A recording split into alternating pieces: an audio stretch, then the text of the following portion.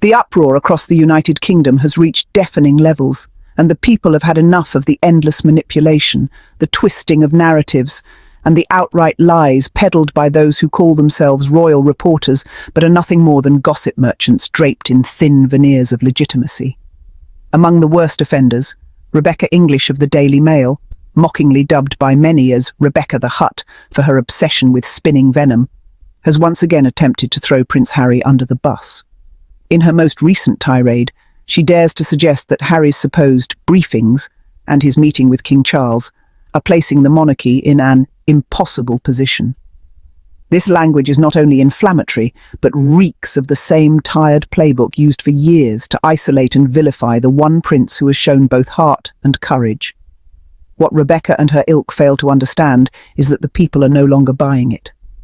Across the UK, voices are rising, not in quiet whispers, but in bold, resounding shouts that Prince Harry is still their prince, their best prince, the one who has shown what royalty should mean in the 21st century. In towns and cities, in pubs and cafes, in universities and homes, the call is the same. Harry, come back. This groundswell of support is not born of sentimentality alone. It is the product of lived history. Harry is not just a royal by blood. He is a royal by action, by sacrifice, by deeds that far outshine the manufactured perfection of those who cling to titles without ever shouldering true responsibility.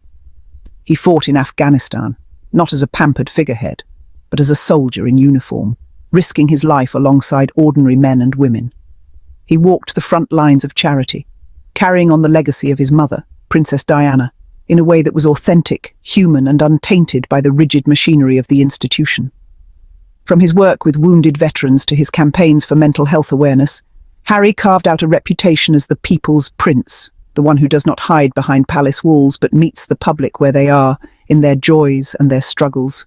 And yet, every time Harry breathes, every time he dares to exist outside the straitjacket of the royal family's PR machine, figures like Rebecca English launch their campaigns of distortion. The tactic is simple. Create a narrative in which Harry is the aggressor, the betrayer, the selfish rebel who dares to challenge the status quo. But anyone with eyes and ears knows the truth, that Harry has been the target of relentless briefings, leaks and attacks from within the palace corridors for years. The so-called royal correspondents were never neutral. They were foot soldiers of the institution, deployed to control the story, to demonize the scapegoat, and to preserve the fragile illusion that everything is fine inside the monarchy. Rebecca's claim that Harry's actions are placing King Charles in an impossible position is laughable in its hypocrisy. Where was this language when Prince Andrew's scandals rocked the monarchy to its core? Where were the anguished columns about impossible positions when the heir to the throne, Prince William, was accused of rage-filled confrontations with his brother? The silence was deafening because the protectors of the institution know their roles, shield the favoured ones, and destroy the inconvenient ones. Harry, with his refusal to play the game, became the ultimate inconvenience. But the tide is turning. Rebecca English may cling to her keyboard, writing venomous tweets and articles laced with innuendo, but the British public has developed sharper instincts. They have seen the manipulation, they have witnessed the smears, and they have started to reject them. Instead, they are remembering who Harry really is. Not the caricature painted by tabloids, but the young man who walked behind his mother's coffin as the world watched in sorrow. The soldier who refused special treatment at war. The husband who chose love over control. The father who seeks to protect his children from the very circus that consumed his own childhood. This is why the UK is crying out for him. People are not blind to the rot within the institution. They see a monarchy that struggles with relevance, a monarchy that clings to outdated traditions while alienating those who could have been its greatest strength. And so, in Harry, they see not just a prince, but a hope, a possibility of what royalty could mean if stripped of pretense and infused with humanity. Across social media, the cry is loud and clear. Rebecca English, keep Harry's name out of your lying mouth. The phrase has become a rallying cry, a digital protest against years of abuse disguised as journalism. People are tired of watching one man and his family bear the brunt of a vicious press agenda designed to distract from deeper issues within the monarchy itself. The UK streets may not yet be filled with marches demanding Harry's return, but the sentiment is everywhere. In everyday conversations, people express it plainly. Harry was the one who connected. Harry was the one who felt real. Harry was the one who stood up not only for himself, but for others who had been silenced or sidelined. This authenticity is why the love for him endures, even after his move across the Atlantic. The institution may have lost him, but the people never did. The irony, of course, is that the very voices trying to shut him down are the ones proving his point. Every smear campaign, every headline dripping with malice, every tweet from a so-called royal expert only reinforces the reality that Harry was right to step away. He named the toxic press institution symbiosis for what it was, and now every attack validates his warning. Rebecca English can write 1,000 more words of poison, but the truth will outlast her ink. Harry remains the best prince the UK has ever known, not because he chased approval, but because he lived by values that matter in the modern world: service, empathy, courage, and love. The institution may try to erase him from its carefully curated image, but the people refuse to let go. The future of the monarchy, if it is to have one, cannot be built on cover-ups, scapegoating, and the demonization of those who tell inconvenient truths. It must face reality, and reality is this: without Harry, it is weaker. Without Harry, it has lost the one prince who made people believe again. Without Harry, it stands exposed as an institution more invested in protecting itself than serving its people.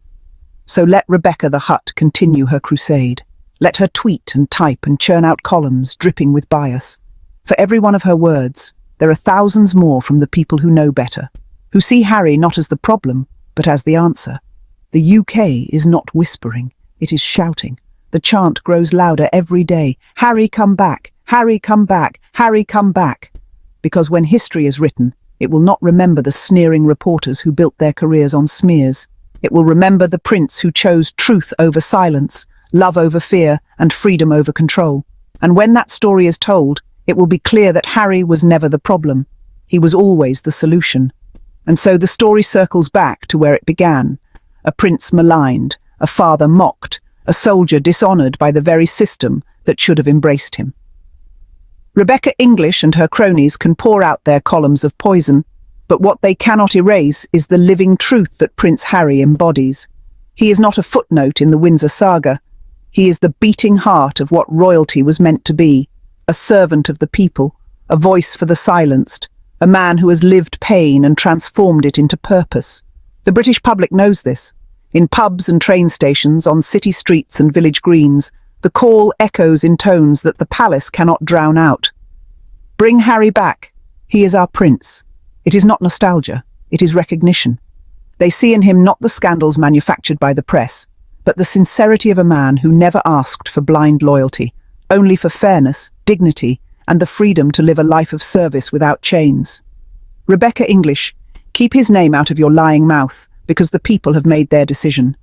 They do not care for the endless smear campaigns, the twisting of truth, the venom dressed up as journalism. What they care for is the prince who stood tall when it mattered most, the prince who carried Diana's legacy with grace, the prince who is still their hope in a monarchy that feels more brittle by the day. History will not remember the gossipers. History will remember Prince Harry, the best prince ever. And when the tide of time washes away the noise, one truth will remain: the United Kingdom is still crying out for Harry to come home. To all curious Sussex family, thank all for watching, and do not forget to subscribe, like and put a comment. Bye bye, see you then in our comment section.